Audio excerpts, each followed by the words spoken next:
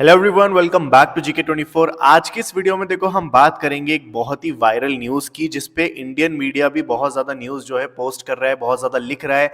आपको बहुत सारे आर्टिकल्स देखने को मिल जाएंगे। तो यहाँ पे जो न्यूज़ है वो ये है कि यहाँ पे जो आपको पता है, ये जो पर्सन है ये है दाऊद इब्राहिम। आपने कभी ना कभी इसका नाम ज़रूर सुना होगा किसी ना किसी टेररिस्ट अटैक में या फिर कुछ ऐसी इलीगल एक्टिविटी के अंदर दाऊद इब्राहिम का नाम आपने ज़रूर सुना होगा। तो अभी हाल ही में जो है न्यूज़ जो है एक वायरल हो रही है सोशल मीडिया पे, जहाँ पे ये बोला जा रहा है कि दाऊद इब्राहिम को जो है खाने में किसी ने जहर दिया। अब किसी ने कौन है ये अननोन है, तो किसी ने जहर दिया है और अभी जो है फिलहाल ये दाऊद इब्राहिम कराची के एक हॉस्पिटल में एडमिट है। तो ये जो है पूरी की पूरी न्यूज़ है जो सर्कुलेट हो रही है इंडिया में भी, पाकिस्तान में भी और दूसरी चीज़ों में भी।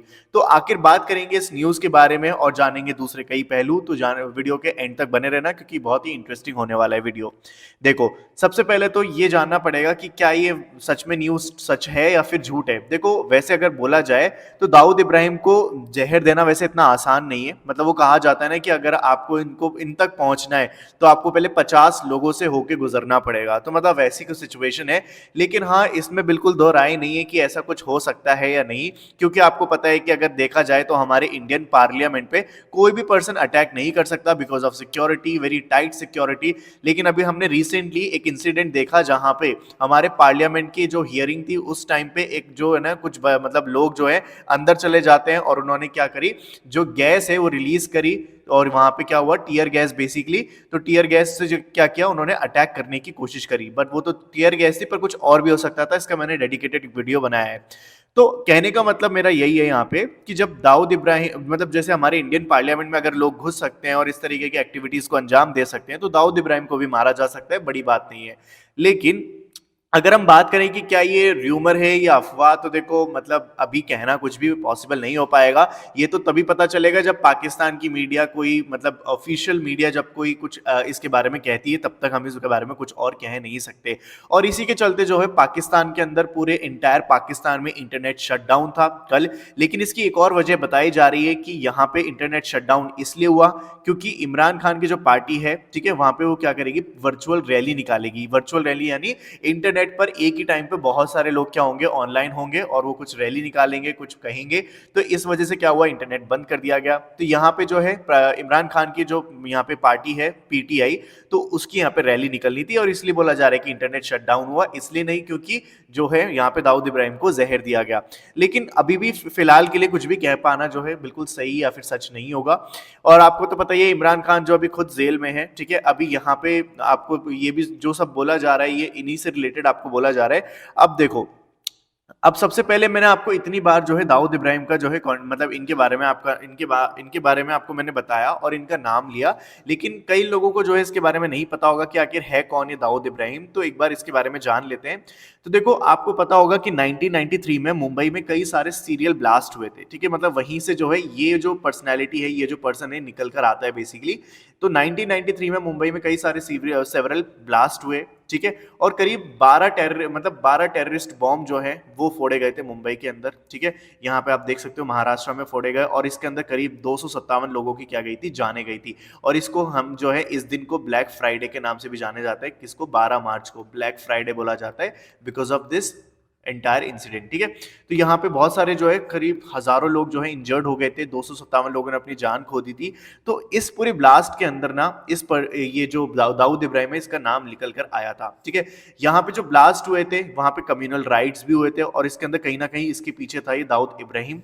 यहाँ पे देखो, यहाँ पे आप देख सकते हो बाबरी मस्जिद इन अयोध्या, ठीक है। इस तरीके के जो कम्युनल वायलेंस है, इसके पीछे भी यही था। ये जो दाऊद इब्राहिम है, इसकी इसकी जो गैंग थी, ठीक है, मुंबई में जो है महाराष्ट्र में, ये इसकी एक गैंग थी जिसको इसको बोला जाता था डी कंपनी। और डी कंपनी को जो चीफ था, ठीक है, उस कंपनी का जो एक तरीके से हेड था, वो था दाऊद इब्राहिम। इसका बेसिकली काम क्या होता था कि लोगों को अगवा कर लेना, ठीक है, उनसे वसूली करना, ठीक है। मतलब जो गुंडे मवाली जो लोग काम करते हैं, वैसे काम जो है दाऊद इब्राहिम के हुआ करते थे when he was in India, ठीक है। फिर उसके बाद क्या करा, ये जो है यहाँ पे दाऊद इब्राहिम जो है, मतलब जैसे ही सारी की सारी पूरा एकदम मैसेकर हुआ, ये पूरे इन्होंने बॉम्ब वगैरह फोड़े, इसके बाद जो है यहाँ पे जो हमारी इंडियन गवर्नमेंट है, इंडियन गवर्नमेंट ने दाऊद इब्राहिम और कई सारे दूसरे लोगों को जो है फांसी की सजा सुनाई। जैसे कि यहाँ पे आप देख सकते हो, ये एक पर्सनैलिटी है यहाँ पे, याकूब मेनन, ठीक है। याकूब मेनन को जो है सुप्रीम कोर्ट ने कंफर्म डेथ सेंटेंस दिया था, यानी उम्र कैद दे दी थी। और इसके अलावा बहुत सारों को क्या दी थी, फांसी की सजा सुनाई थी। और उनमें से कहीं ना कहीं एक दाऊद इब्राहिम भी था, लेकिन इसकी सजा सुनाने के बाद ये जो दाऊद इब्राहिम है ये भगोड़ा बना, यानी कि ये भाग गया। और इसके अलावा टाइगर मैनन भी है, ये भी भाग गया, यानी कि they the mastermind of the explosion, यानी कि इन्हीं लोगों का जो है हाथ था इस पूरे एक्सप्लोजन के पीछे, could manage to stay far away from the reach of law enforcing agencies, यानी कि लॉ और कानून की पकड़ से ये काफी दूर जा चुके थे। तो सबसे पहले तो जाता है ये दुबई, और दुबई के बाद ये कहाँ चला जाता है, ये चला जाता है पाकिस्तान के अंदर, ठीक है। अब जो पाकिस्तान की जो गवर्नमेंट है वो इसकी मौजूदगी का कोई भी सबूत नहीं देती है, ना इसके बारे में कुछ कहती है, क्योंकि ऑफकोर्स वो तो ऐसे लोगों को चाहती है, ऐसे लोगों को पना देना ही चाहेगी ना, जो हमारे इंडिया के लिए कुछ ना कुछ गलत करें या फिर गलत मतलब मनसा रखें। एनीवे, तो यहाँ पे ये जो है पूरी कहानी है दाऊद इब्राहिम की। इनफैक्ट यहाँ पे आप देखोगे हमारे जो इंडियन गवर्नमेंट है वो दाऊद इब्राहिम को मतलब क्या मानती है, टेररिस्ट मानती है। और कौन से नंबर का जो है यहाँ पे टेररिस्ट मानती है, तो देखो फिफ्थ नंबर पे, फोर्थ नंबर पे आपको देखने को मिल जाएगा दाऊद इब्राहिम का नाम। सबसे पहले नंबर पे है मौलाना मसूद अजहर, दूसरे नंबर पे है हाफिज मोहम्मद सईद, और तीसरे नंबर पे है जाकिर रहमान लखवी, ठीक है। और चौथे नंबर पे कौन आ जाता है, दाऊद इब्राहिम। तो ये सारे के सारे जो है टेररिस्ट मानती है इंडियन गवर्नमेंट, और ये जो है चौथे नंबर पे आता है। इनफैक्ट दाऊद इब्राहिम को जो है ग्लोबल टेररिस्ट भी जो है डिक्लेयर करा जा चुका है, ठीक है। और इसके अलावा आप यहाँ पे देखोगे कि जो फोर्ब्स की मैगजीन है उसके अंदर भी ये तीसरा सबसे बड़ा भगोड़ा है, ठीक है। कौन, दाऊद इब्राहिम। तो यहाँ पे ये है पूरी न्यूज। अब ये कह पाना कि दाऊद इब्राहिम मर चुका है या फिर दाऊद इब्राहिम को सच में यहाँ पे जहर दिया गया है या नहीं, फिलहाल इसके बारे में कुछ भी कहना, पुख्ता कुछ भी कहना अभी सही नहीं होगा, क्योंकि पाकिस्तान की तरफ से कोई भी ऑफिशियल न्यूज नहीं आई है। और दूसरी बात, यहाँ पे आपको इस न्यूज के बारे में इसलिए ही आपको बताया गया क्योंकि इंडियन मीडिया भी जो है इस न्यूज को काफी हद तक कवर कर रहा है, ठीक है। यहाँ पे आप देखोगे बहुत सारी बड़ी बड़ी जो न्यूज एजेंसीज हैं, जैसे इंडिया टुडे, ठीक है, क्विंट, ये सारी की सारी पब्लिश कर रही हैं इस न्यूज को। तो मैंने सोचा मैं आप तक भी ये वाली इन्फॉर्मेशन पहुंचा दूं। तो उम्मीद है आपको वीडियो पसंद आई होगी, इन्फॉर्मेटिव लगी होगी, एंड इफ यस तो do subscribe to our channel for more such videos. I will meet you in the next one. Till then stay happy and keep learning.